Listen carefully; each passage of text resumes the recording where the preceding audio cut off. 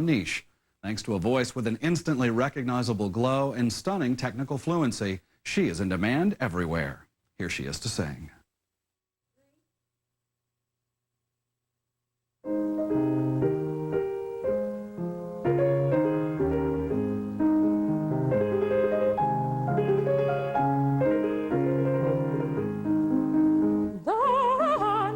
Dall'amor più sventurato, gode il cuore cangiando stato, senti l'alma in questo istante già la calma,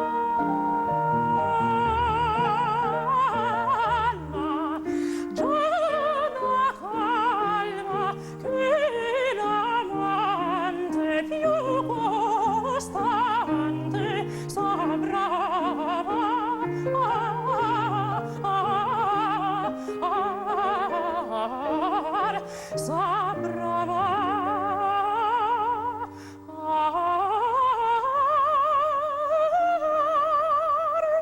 s'abbravare, va scherzando, scherzando,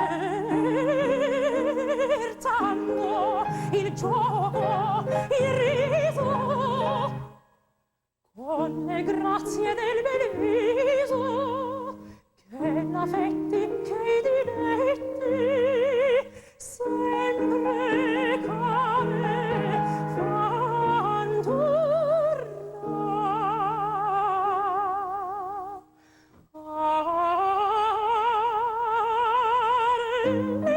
L'amore più sventurato fanne beato diventare, fanne beato diventare, fan diventare.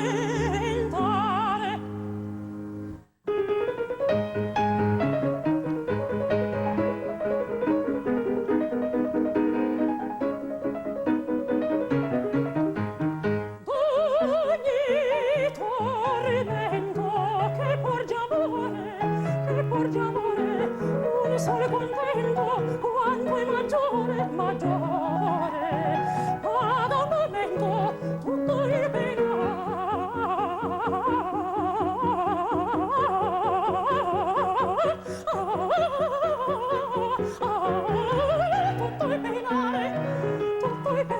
d'ogni tormento che porge amore, un sol contento, quanto è maggiore, maggiore, ad un momento tutto il penare.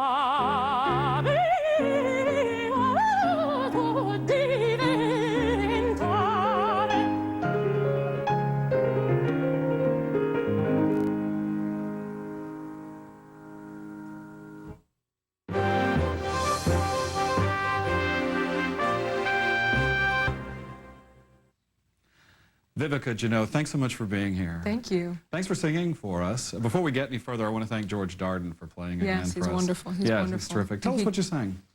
I sang from the Farinelli CD that's just come out, Dall'amor più sventurato, which is by Porpora, who was the teacher of Farinelli, the voice teacher. It was an interesting time in the Baroque period. A lot of the composers were actually voice teachers or singers themselves. Your new CD is called Arias for Farinelli, and this guy was like the pop star of his day. He was. There's a movie out called Farinelli. People may know. If they don't know who he is, tell us a little bit about who he was. Well, as they were publicizing the concerts we were doing in Zurich in Switzerland, he was kind of the Michael Jackson of the time period of the 1700s. And he had a huge range. I think that they say he could sing 120-some notes on one breath. He had fabulous trilling, and he just ornamented everything. He was a beautiful artist, and he would make people faint just with the beauty of his sound and the beauty of his artistry. And one of the many unique things about him was he was a castrati. It wasn't so unique, I guess, to the time period, but yes, for now, it's... I was talking actually to some friends this morning, and they were saying that they actually felt kind of faint when they thought about that concept, and it is something it's not too comfortable for most men to think about. It's a little daunting, isn't it? I mean, well, I'll do a lot for my art, but... not going there, yes. No, not something I would consider. The Harmonia Mundi CD here, so these are composers who wrote for him, and that's what your CD is about. These are all arias that were written expressly for Farinelli, for Carlo Broschi. And in fact, there are some arias also written for him by his brother, Riccardo Broschi, also. Tell us what else is on here. We have, one of the pieces is Quell'Usignolo, which is, he retired fairly early when he was, I think, about 32. And he went to the court of King Philip of Spain, and he sang there, I think, upwards of 7 years, maybe even longer, and sang the same 4 arias for this man. He was a little bit demented. He sang the same 4 arias for this man every night before the king went to bed. He would not go to bed or go to sleep before Farinelli had sung these.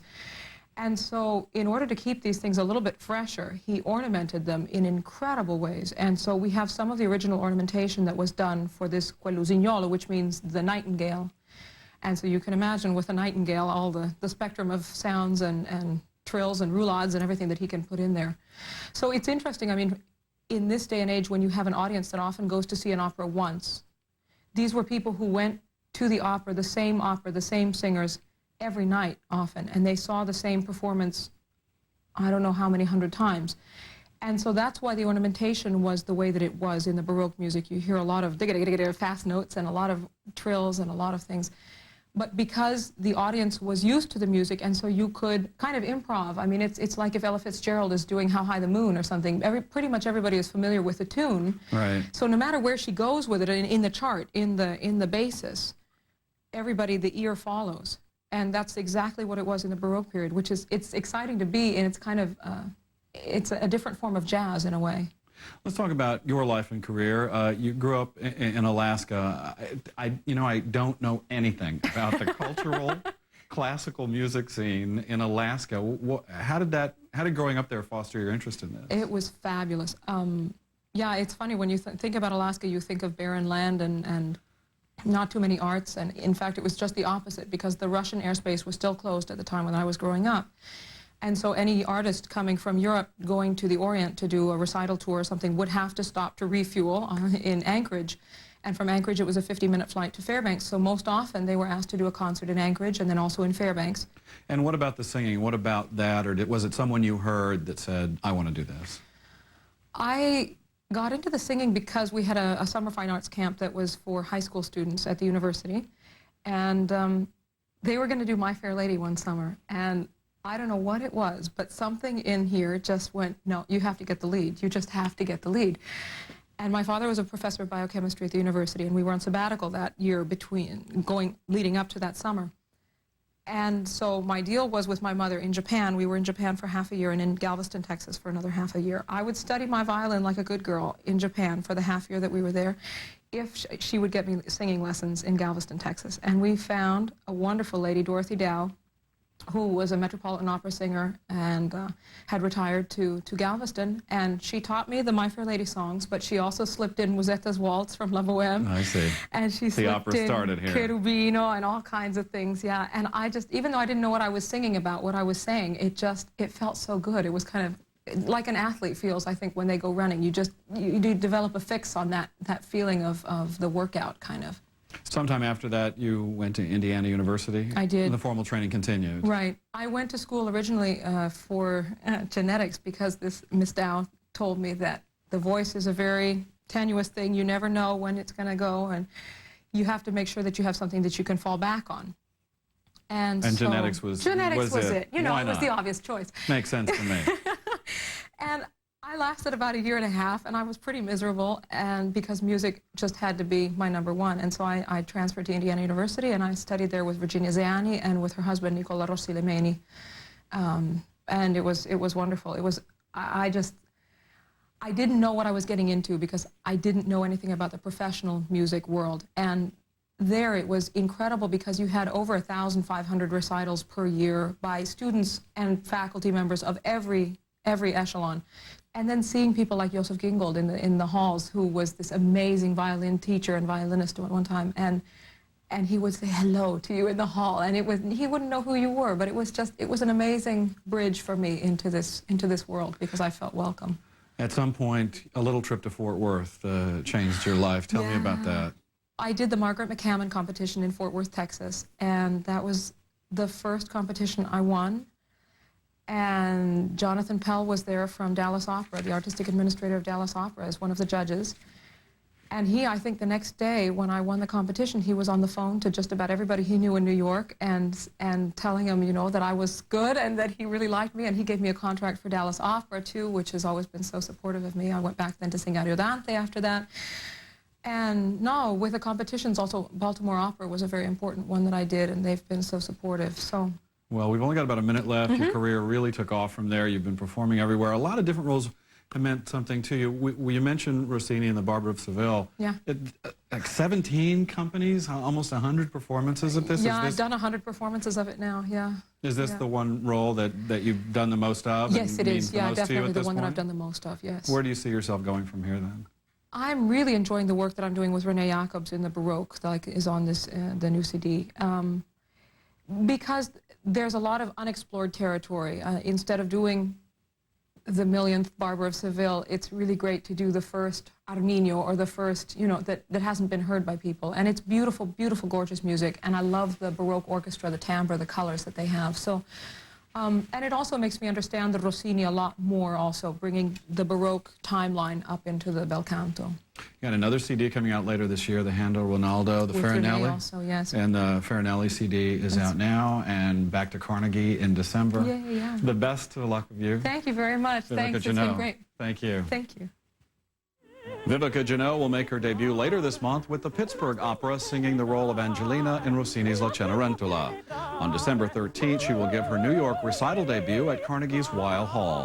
Her newest CD, featuring arias written for the legendary Farinelli, is in stores now.